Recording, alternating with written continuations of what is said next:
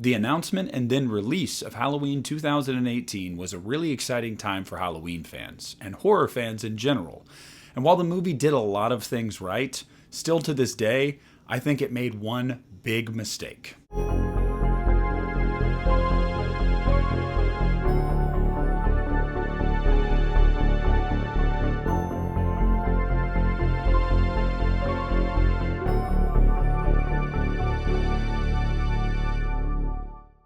Hey, what's up everybody? Nick here, and today I want to talk to you guys about Halloween 2018. But more specifically with this movie, I want to talk about the one big mistake that this movie made that at the time I didn't think was going to be that big of a deal, and actually was on the other side of the fence with it. But as the years have gone on, I have come to find myself thinking it is the biggest problem with this movie. Now, to offer some background for some of you that may not have seen these videos on my channel, last month I did a video talking about how to fix the Blumhouse Halloween trilogy, and I offered up my opinions on how you could perfect each movie in it to make it a cohesive, coherent trilogy. And one of those things is one of my problems in this movie. But I really wanted to make a video specifically on this topic to hammer down on why this is such a problem for me.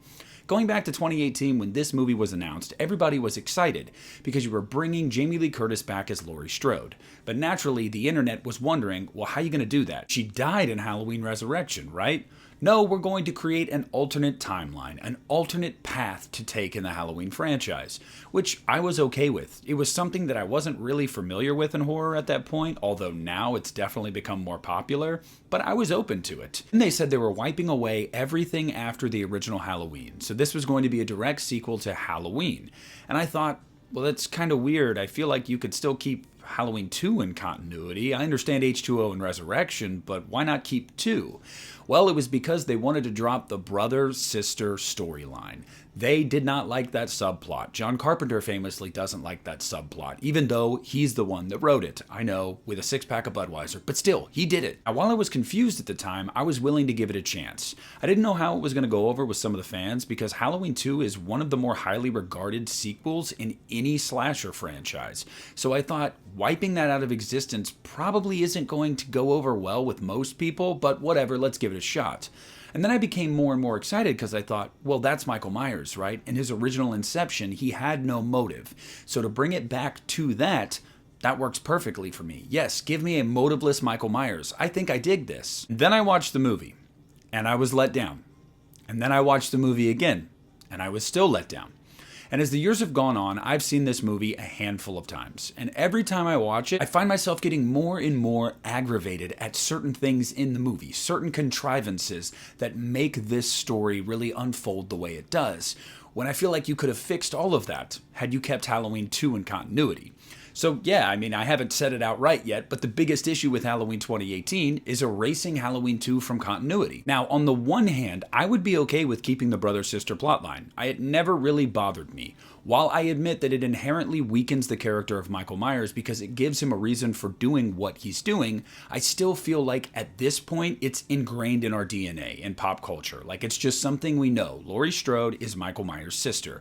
It's not on the level of Vader and Luke, but it's very similar. And as evidenced by the final product that is Halloween 2018, I don't think taking it out of continuity really helped to make Michael Myers truly the shape again. Because while you're watching it, you're probably still thinking about those previous movies because we can't help it. You're also noticing that while we do have a motiveless Michael, it's still not the same Michael. And then it really just leads to a lot of annoying things in this movie for me that if you had Halloween 2, you wouldn't have needed to do. If Michael truly was out for vengeance, he broke out and wanted to settle the score with Laurie Strode, that would have made sense. I'm totally cool with that.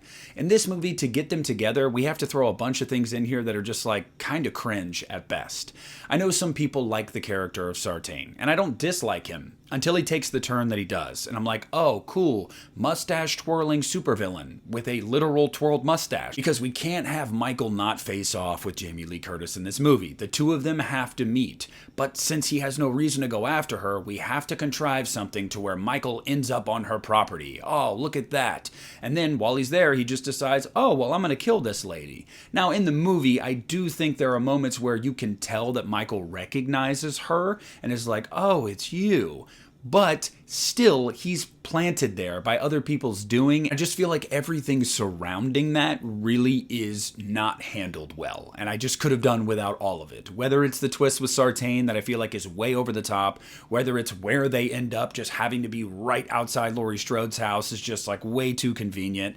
It's just, I don't need it. If you had Halloween 2 in continuity, you wouldn't have needed to do any of that at all. Michael would have had a reason to want to go after her. Now, for those of you that are like, no, that wouldn't work because they would still have to be brother and sister, I could even combat that with saying, well, no, they wouldn't. We could simply just address that dropped line in Halloween 2, that revelation, and be like, no, it wasn't true, they got it wrong, blah, blah, blah. I mean, come on, it would have made sense too, because how would Loomis have never have known this? The guy that spent his entire adult life, essentially, digging into the mind of Michael Myers, what makes him tick and trying to understand him. Yet he had this massive oversight, and I know why the oversight is there. It's because it was never actually intended to be that in 1978, and they just had to like address it kind of in 81. But still, you could have actually made it more believable if you did Halloween 2018, you kept Halloween 2 in continuity, and you addressed that saying like, no, it wasn't true. I think you could have done it. So I think you could have had the best of both worlds. If you're someone that loves Halloween 2 but doesn't like the brother-sister thing, I think you could have kept it. And that really gets down to the root problem for me with Halloween 2018. This is an anniversary film. This is where things come full circle. This is supposed to be the final face-off, which, as we know, it built a trilogy, but still, at the time, that's what they were billing it as. But that final face-off, that anniversary event, doesn't really feel the same when it just happens by happenstance. And I feel like, objectively speaking, that's just the truth. It doesn't mean you can't really enjoy what they gave you. Not at all. It just means that it doesn't carry the same weight. That gravitas isn't there. It would also just help to understand why Michael Myers is such a local legend. Now, again, some people will tell me, oh, come on, the events of Halloween 1978 were more than enough to make him a local legend. Yeah, you're probably right, but you keep the events of Halloween 2 with a much higher body count, that guy's like a living legend. That guy's up there with like the Dahmers of the world. And then I think that would bear fruit as the trilogy went on as well, because as we saw in Halloween Kills and Halloween Ends, Haddonfield is a town that is deeply impacted by its history and by this shape. Well, I don't know, just the events of the original, it's always been hard for me to wrap my mind around. And trust me, this has been a really weird struggle that I've had for like almost a decade now with this movie, because when it was announced in 2016, I was actually stoked about going down that path. But then once I saw the finished product, I said, it just seems lesser. It seems watered down. It doesn't feel the same, because maybe that's decades of me accepting and appreciating Laurie and Michael as related and appreciating Halloween 2 and Halloween H2O, not Halloween Resurrection. It just didn't feel like it carried the same weight. That's not to say the movie isn't good, and that's not to say I don't commend them for trying to do something different, but honestly, I just don't think it was the right decision with this character, with this storyline. I personally believe that if Jamie Lee Curtis was not the focal point of Halloween 2018, you could have just made a sequel to Halloween 1978 in Haddonfield, picking up 40 years later, and that is the only movie that happened. We erase everything else out of continuity. It's a new cast of characters.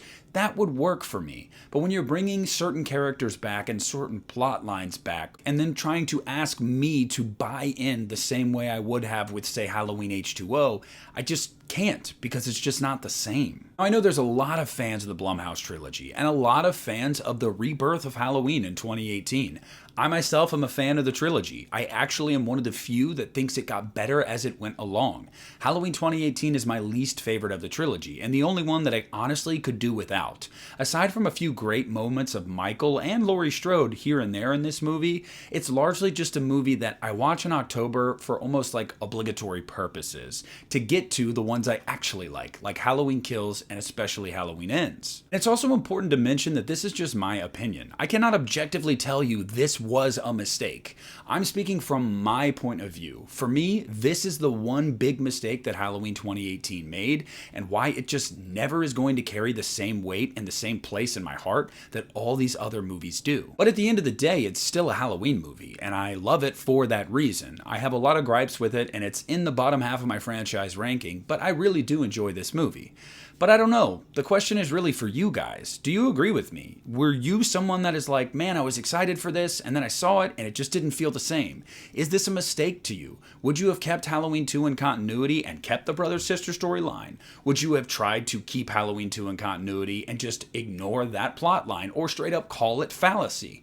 Whatever it is, I want to hear down below in the comments section. I want to thank you guys so much for watching the video. Please make sure to leave a like on it, subscribe to my channel if you haven't already. This is Nick at the Lost River Drive-In, and I'm pulling out.